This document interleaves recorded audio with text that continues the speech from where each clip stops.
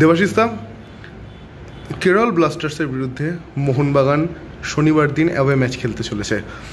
Greg Stewart 4টি yellow card থাকার ফলে এই ম্যাচে খেলতে পারবেন না। স্টুয়ার্ট কিন্তু মোহনবাগানের মাঝমাঠে বেশ ভালো মতো পরিচালনা করছিলেন। সেই জায়গায় দাঁড়িয়ে কেরলের মতো সমর্থক পুষ্ট মাঠে কতটা প্রেশারে পড়তে পারে দল?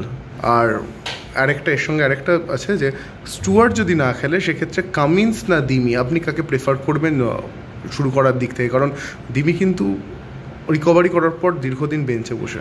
পরের প্রশ্নটাতে প্রথম শুরু করি, সেটা হচ্ছে কে খেলবে সেটা সম্পূর্ণ কোচের চয়েস।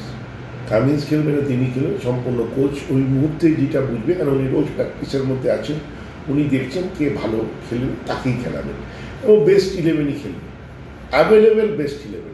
তবে যেটা প্রথম প্রশ্নের আমি আপনাকে উত্তর দিই, গ্রেগ স্টুয়ার্ট বাদ দিয়ে আপনি দেখেন অনেকগুলো ম্যাচ আমরা খেলেছি, আমাদের এই টিমটার একটা হচ্ছে এতটাই ভারসাম্য বেশি আছে এবং এর বেঞ্চ স্ট্রেংথ এতটাই আছে।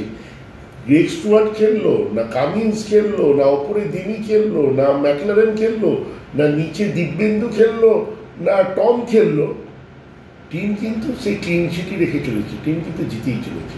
কারণ টিমটার ভারসাম্য একটা আশিস রায় নেই, দিব্যেন্দু খেলবে, সুভাষিস বোস নেই তো দিব্যেন্দু খেলবে, ওদিকে অভিষেক রাজবংশী আছে, ওদিকে লাস্ট ম্যাচে আপনার খুবই ভালো ফুটবল। যারা আমার যে দুটো উইঙ্গার আছে মানবীর আর লিস্টার, এখন আশিস কুরিয়ানো এসে গেছে, টিমের ভারসাম্য অত্যন্ত বেশি আছে।